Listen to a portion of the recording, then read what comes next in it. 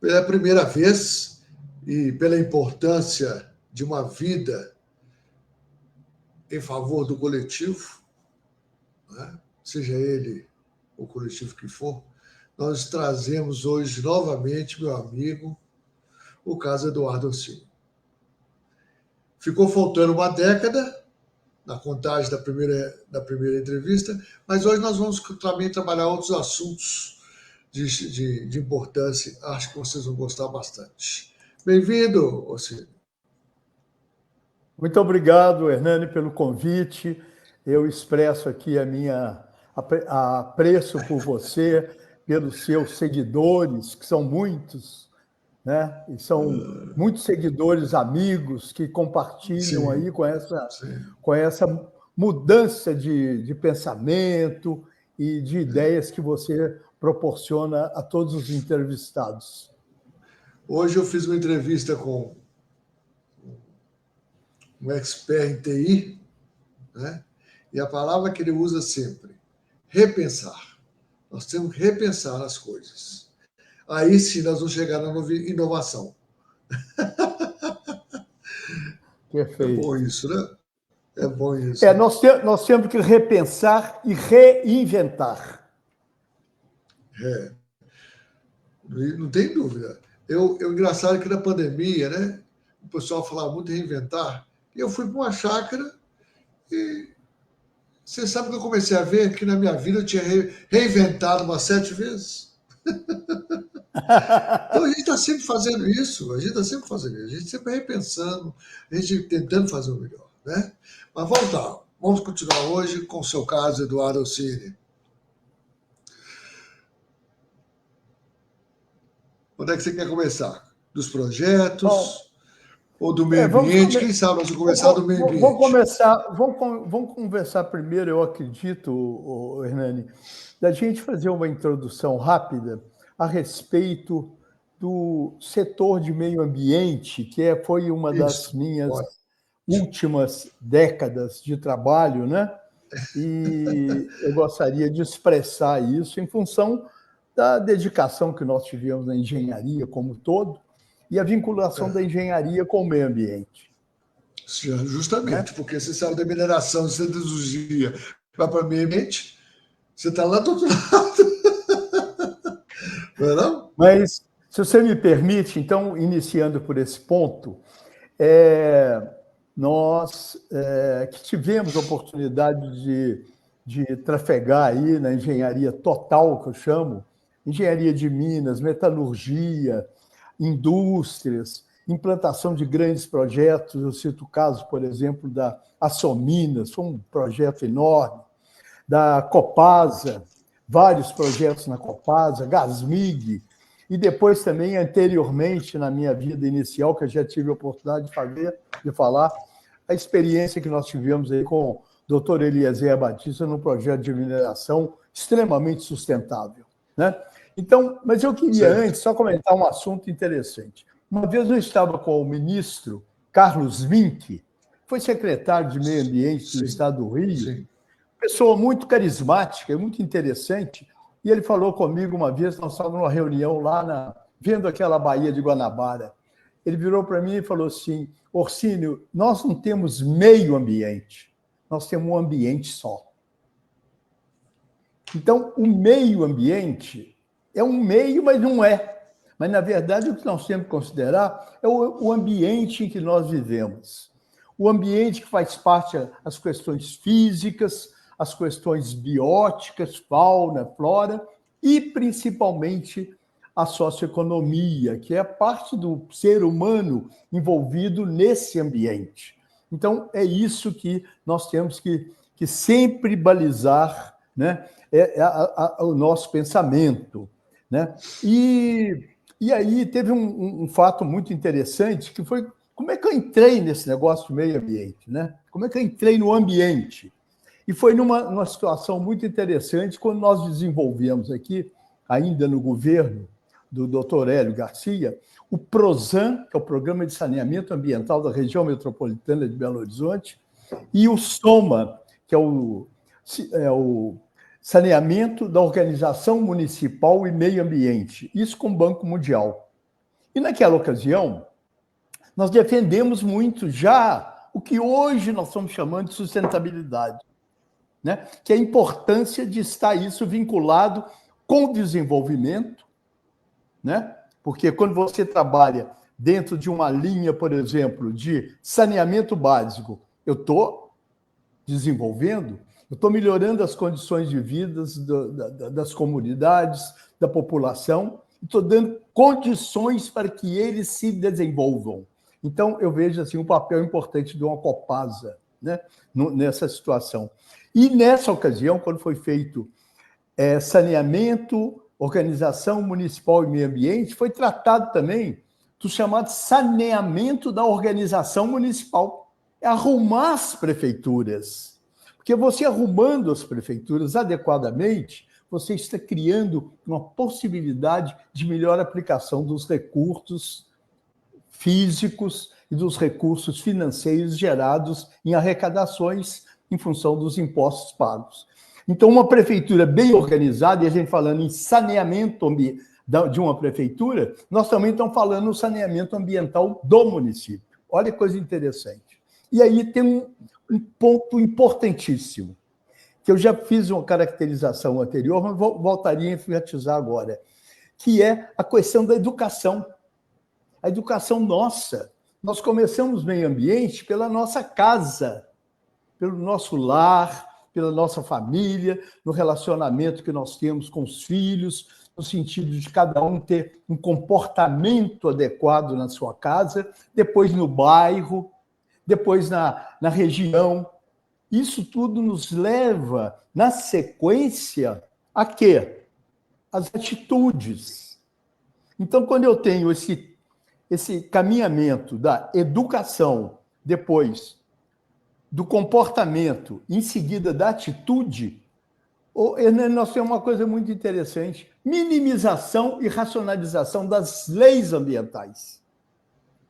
Porque os efeitos malignos de uma falta de educação, que vai possibilitar aumento de riscos, aumento de resíduos e tal, não é mesmo? Você já está combatendo, já está evitando leis muitas vezes complexas, de difícil entendimento, que prejudicam a racionalização, a burocracia das atividades ambientais. Então, esse é um ponto importante, né? E aí, para finalizar essa parte, eu diria o seguinte, que nós procuramos sempre nessa ocasião, e que tive essa oportunidade, de trabalhar com a engenharia adequada, né? A engenharia é construir, é fazer, é desenvolver. E nessa engenharia, nós temos que ter detalhes adicionais que fazem com que você minimize riscos e problemas ambientais. Então, quando eu faço uma boa engenharia de um projeto, eu estou trabalhando já no meio ambiente. Olha que coisa interessante, sem precisar do EIA-RIMA, do RCA, do PCA, e vai para aí afora, toda aquela legislação que exige essas condições. Mas a engenharia é a base. Então, eu falo sempre com os meus colegas, né? Tá certo? Sim, esse é o ponto. É claro. Então, engenharia é básico, né? Engenharia básico. Então, com isso, a gente queria... Tanto que nós vamos para tudo quanto é lado, né? Engenheiro vai para tudo quanto é lado. Vai em qualquer lugar, coisa que ele está fazendo, se ele estiver fazendo certo, uma coisa que ele tem que olhar é isso mesmo, né? Para onde que ele está indo? Bom, né? Então, uma vez colocado isso, a gente sempre pensava assim, eu comentando isso em diversas oportunidades, seja no governo, seja em Banco Mundial, seja com os amigos, seja no desenvolvimento dos projetos, né? Da necessidade de a gente ter uma que eu chamo hoje, a gente pode usar essa palavra, uma plataforma adequada de dados, né? E para isso foi quando nós trouxemos para cá, com o apoio do Banco Mundial e do BID, nessa ocasião também, a confecção do zoneamento ecológico, zoneamento econômico ecológico, que isso foi desenvolvido pela Universidade de Lavras, eu já falei isso anteriormente, com o professor Scofaro, pessoa do melhor gabarito, e foi feito isso, uma base de dados que foi trabalhado, né, envolvendo tudo aquilo que está no território, né, as questões físicas, as questões bióticas, as questões socioeconômicas. Agora, isso precisava só de uma coisa: alimentação de dados. Alimentação E de isso dados. poderia alimentar os dados dentro do território. Olha que coisa. E isso, na época, foi muito falado com a Secretaria de Meio Ambiente, né, de Minas Gerais, onde nós estávamos aqui, que nós precisávamos de ter, através dos estudos ambientais que fossem sendo feitos, alimentar essa base de dados, porque facilitaria a racionalização e a avaliação dos impactos ambientais que ali trariam em função daquele novo projeto. Mas a gente já estaria base de dados. Nós tínhamos, por exemplo, estudos de arqueologia, estudos de espeleologia, estudos físicos da topografia, das áreas degradadas. Então, você já tinha tudo isso já como se diz, já na plataforma, né? Facilitaria para os próximos projetos, né? Então, isso aí... Ao fazer o saneamento, né? O engenheiro fazer o saneamento, ele está fazendo o meio ambiente. Ele está melhorando o meio ambiente. Não tenha dúvida. É isso aí. Esse segmento é importante mesmo, muito interessante. Gostei do raciocínio, viu? Muito bom. Muito bom. Mas como é que você se deu nesse meio, né? Que princípios que você tirou? Que princípios ambientais você tirou para você? Bom, você tem, então, antes de ver nesse setor, você não percebia? Bom, o que, na verdade, a gente já tinha uma preparação, que eu chamo psicológica, emocional até, para poder enfrentar esses desafios. E isso nós enfrentamos com galhardia, que eu chamo, com sucesso, né? Sempre trabalhando de uma forma muito clara, muito embasada, né? E eu poderia aí, já que você tocou nesse assunto, entrar com alguns aspectos importantes, né? Vou dar um exemplo. Sim. Que foi um dos projetos mais detalhados que a gente já fez. É criar, por exemplo, um transporte de minério em mineroduto, saindo do interior de Minas, em Alvorada de Minas, região de Conceição do Mato Dentro, até um porto para exportação. Foi um projeto, inclusive, na época, feito para a MMX, na pessoa do Ike Batista, né? E aí foi feita uma série de análises locacionais para você chegar no melhor traçado que pudesse refletir no menor impacto ambiental. Então, é uma questão de princípios. Eu faço 10 possibilidades, cada uma delas eu vou reduzindo riscos e aumentando a facilidade do traçado. Isso se aplica para mineroduto, isso se aplica para gasoduto, que também nós fizemos um trabalho muito importante para a Gasmig, que foi todo o estudo do gasoduto do Oeste Mineiro, que futuramente vai seguir até Uberaba, né? Onde foi analisados diversos traçados. Naqueles traçados, a gente vai minimizando os riscos ambientais, né? Dando facilidade para aquilo. Então, quando isso chega lá na Secretaria de Meio Ambiente, eles já estão vendo, olha, tudo que foi feito para reduzir risco ambiental já foi feito antes. Então, é muito mais fácil uma análise dos servidores que lá trabalham, né? No sentido de ver a coisa com mais tranquilidade até, né? E ver que foi feito com embasamento adequado. Então, essas são as características que a gente usa no sentido de fazer com que a gente minimize, até dando racionalidade nas avaliações ambientais. né? Eu vejo que o meio ambiente hoje, Hernani, em diversos projetos aí, é o caminho crítico da implantação dos mesmos. Você faz projeto de engenharia, com tecnologia, com tudo, muito bem, mas na hora que chega no meio ambiente, aí leva 1 ano, 2 anos, 3 anos. Né? Primeiro, quem está andando não entende do assunto antes. Então, exatamente. Exatamente. Quando você faz a coisa então, quando ele não tem conhecimento, ele fica enrolando, porque ele não sabe o que vai fazer com aquilo. Por Nem isso a que eu política. falo. Ele sabe da política própria dele, às vezes, até dele, ele só contra isso. Mas não analisa mais nada, como é que está, se está igual ele está pensando. Não analisa. Não é verdade? E aí, verdade. E aí que a gente poderia já passar para um próximo item, né? Sim. Que foram os diversos movimentos ambientais realizados, né? No sentido de fundamentar todos esses conceitos.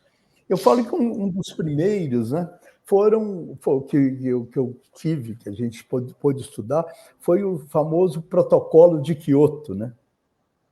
Esse Protocolo de Quioto, lá pelos idos de 1990, foi na época da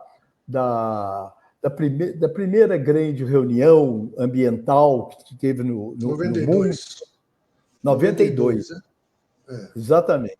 Então, nesse momento, né, se preocupava, desde aquela ocasião, né, com os problemas de gases, de efeito estufa, países com obrigações, de obrigações para atender a determinados mecanismos de flexibilização, comércio de emissões, mecanismo do chamado desenvolvimento limpo e outros.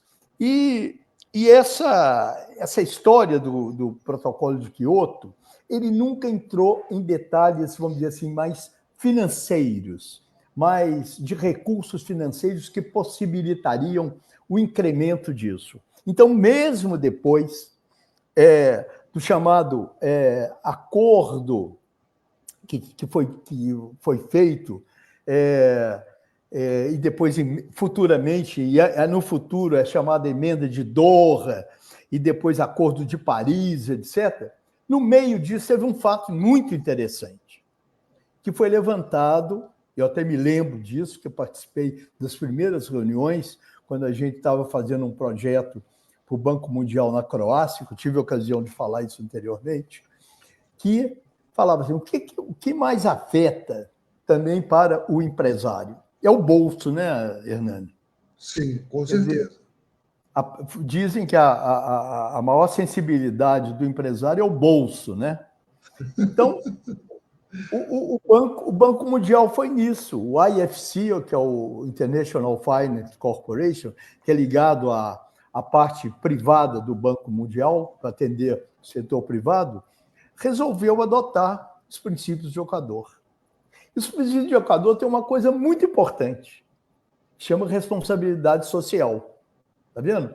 Então, quando você junta esses dois, você começa a fazer um trabalho muito interessante, que é ver o homem, como é que o homem nós humanos nos postamos diante dos acontecimentos ambientais, de acordo com aqueles projetos que são desenvolvidos. Então, essa ênfase foi muito importante. Que depois, olha que coisa interessante, depois possibilitou, né, as famosas ODS, né, que são os Objetivos do Desenvolvimento Sustentável, e mais recentemente, o que hoje a gente está chamando de ESG, né, que é a parte ambiental, social e governança, que as empresas todas adotam hoje. Então, veja aí a sequência de todo esse expert, vamos dizer, ambiental, né, na fundamentação de hoje. Então, você tem uma bíbliazinha, que são as ODS, são 17 princípios.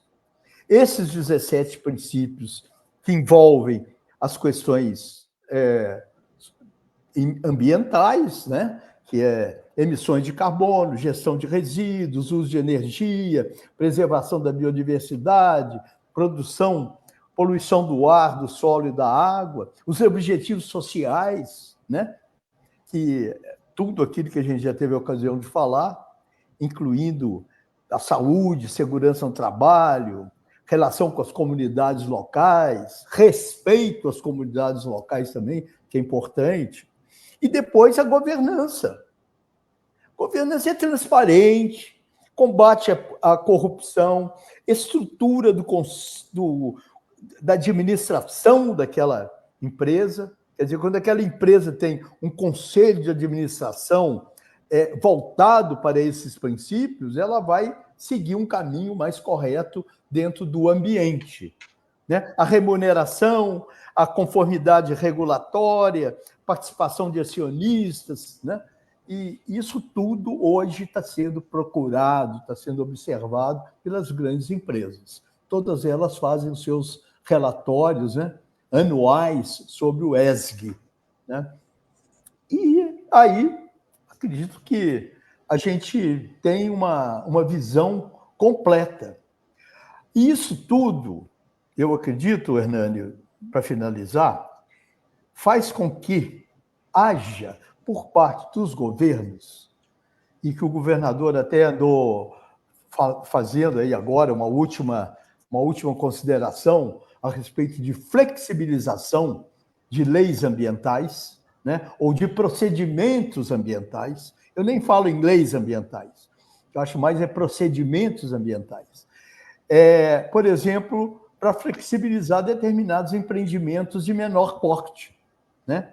Para aqueles empreendimentos não caírem numa fila enorme que prejudica o empreendedor que quer fazer a coisa dentro de um cronograma mais adequado para aproveitamento das oportunidades, seja de mercado, seja do que for, mas é importante isso. Então, tudo isso eu vejo que tem que recair em cima do governo no sentido de racionalizar o processo do licenciamento ambiental. Esse aí que é o crítico hoje, para que isso não seja o grande empecilho para a vinda de empreendedores. Os empreendedores hoje chegam e vejam, vai no Brasil, pega o estado... Sim. Minas Gerais é muito complicado para licenciar, então ele vai para a Bahia. Eu vou para Goiás, eu vou para Piauí. Quer dizer, então, aí é um conceito que eu já tenho comentado isso com os meus amigos, são pessoas maravilhosas do ex-INDE, hoje Investe Minas, né, que lutam por isso. Quer dizer, eles têm na cabeça que é preciso racionalizar para você atrair o empreendedor, atrair o investidor. Né? E no momento que... Minas tem capacidade de receber empreendedores porque tem uma política ambiental adequada e tem uma política de racionalização de avaliação de meio ambiente também ágil. Agilidade. Justamente. Hoje a palavra é isso. Agilidade e capacitação, é isso mesmo. É isso mesmo. Agora, de repente, você falou alguma coisa sobre sustentabilidade, né? Nós temos hoje, muito falado, né? O ESG, né? ESG. Isso é algo repensado ou algo para repensar? Não, eu acho que a ESG, como eu acabei de falar aqui, ela é uma consequência de todos esses movimentos ambientais que já se passaram por isso. Por quê? Porque a ESG ela leva ao empreendedor a capacidade de respeito ao meio ambiente, leva ao empreendedor a capacidade de seguir por exemplo, os ODS, que é os Objetivos do Desenvolvimento Sustentável. Então, quais são? Vamos pegar no ODS. Erradicação da pobreza.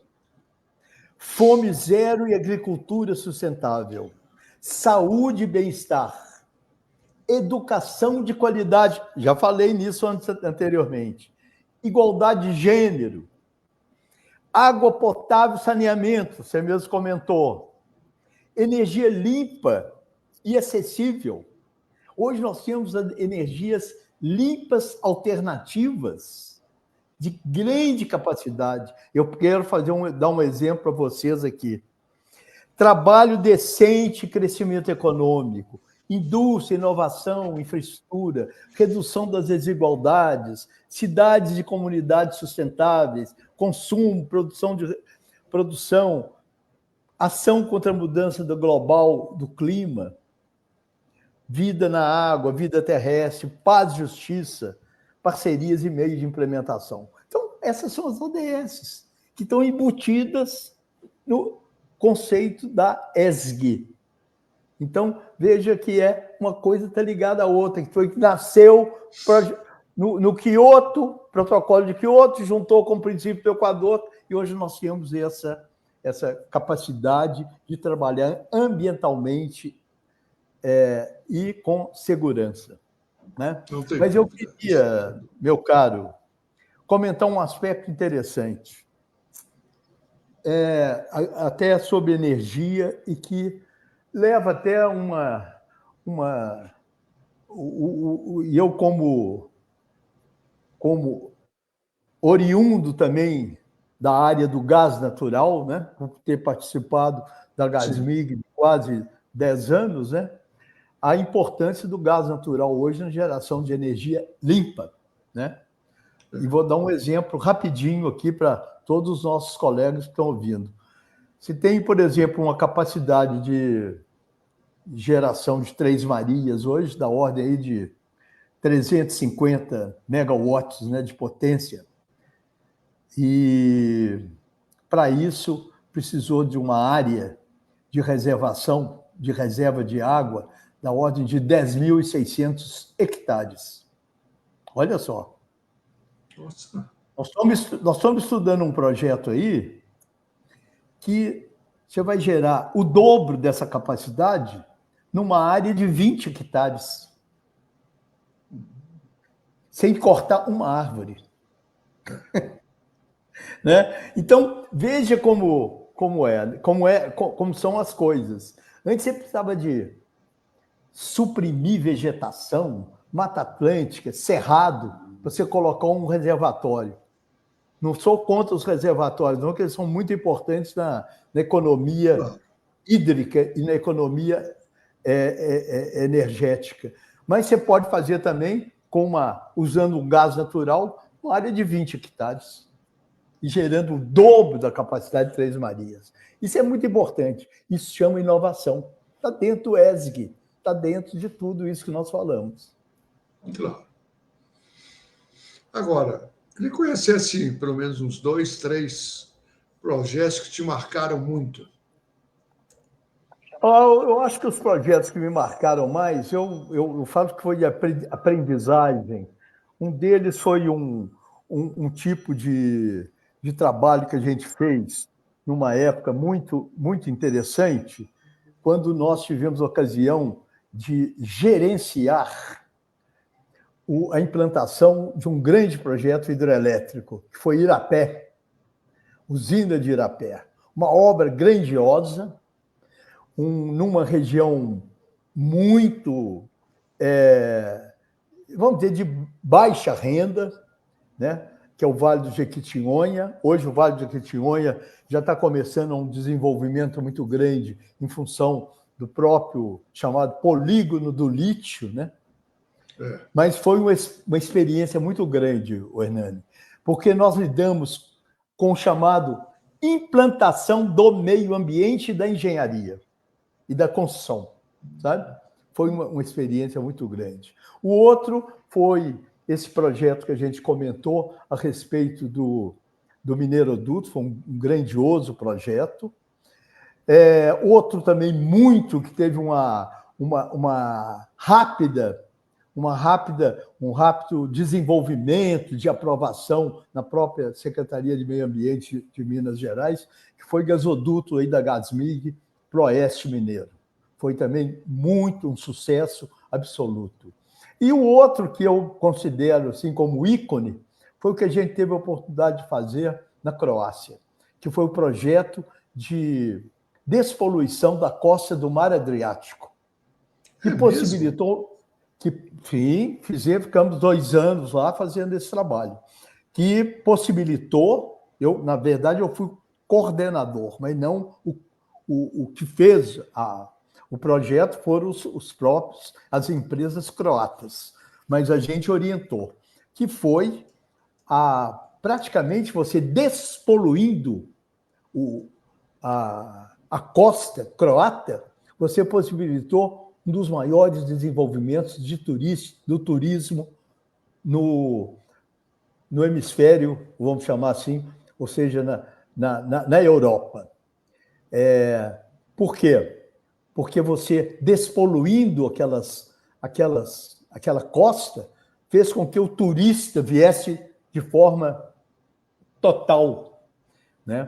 A Croácia virou o grande ponto ali o de mar é reunião, lindo, né, gente? O mar dos é maiores veleiros. Maravilhoso. A costa maravilhosa. Isso foi feito isso.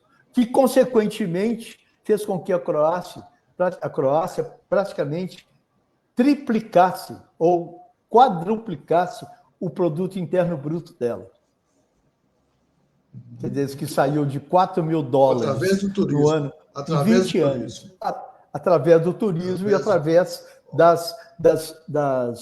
dos programas ambientais feitos e dos programas de infraestrutura feitos lá na melhoria da ferrovia, na melhoria das rodovias de lá.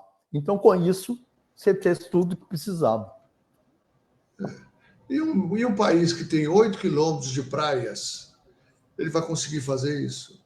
Ele consegue fazer isso? Pois é, imagina a potencialidade disso. Eu comentei isso que você falou com um grande amigo nosso, meu colega de universidade, até de turma, Valfrido Mares Guia, quando foi ministro do Turismo. Eu comentei exatamente isso. Se nós conseguirmos aumentar de forma muito adequada, muito profissional, um PIB croata em função do turismo, o Brasil, que tem 8 vezes mais a costa croata, hein? Imaginou a potencialidade do turismo? Pois é. Onde que ia parar? Né? A sua caracterização é muito sensata e é realmente um grande desafio para o país isso. Eu acho que o turismo é o grande salvador dessa pátria. E Minas Gerais é um estado muito interessante, com as montanhas, com os rios, com as represas, com o histórico, né? Ele tem 62% do patrimônio nacional. Pois então. Nós precisamos apenas, né, de melhorar um pouco as nossas ferrovias para que a gente tenha também um transporte coletivo adequado. Justamente. Nós chegamos você chegou onde eu queria. Uma próxima vez nós vamos conversar só sobre mobilidade. Eu quero conversar com você só sobre mobilidade. Ótimo. Porque é um assunto que está agoniando todo mundo. Principalmente nós moradores aqui desse alto aqui do Belvedere, aqui estão passando épocas estressantes, viu, meu caro Hernani? Ontem, por exemplo, eu tinha uma reunião na Savassi, eu gastei 40 minutos para chegar na Savassi, saindo... Gastou pouco. Outro dia eu gastei 1h20. 1h20. Para entrar, chegar. Mas esse assunto nós vamos poder discutir mais. Vou deixar você andar um pouquinho mais nele para você contar para nós coisas boas. Tá bom. Tá bem? Querido, Tá bom, obrigado mais uma Hernani. vez, viu? Obrigado. E você voltará, tá bom? Muito obrigado Agradeço mesmo. muito.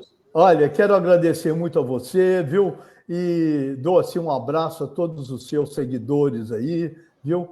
E olha, o seu programa tem sido assim muito requisitado, né? Eu Pô, que bom. quando muita gente me falando a respeito dele, muitos amigos e sucesso, Hernani. Você merece. Você é uma pessoa de excelente comunicabilidade e relacionamento. Isso que é importante na nossa vida. Vamos ser felizes juntos. Ótimo. Um grande abraço, querido. Abraço para vocês. Então, tivemos hoje mais uma continuação da aula, né? Que ainda está faltando aí a parte da mobilidade, mas ele está indo e vai chegar com um grande tema para nós.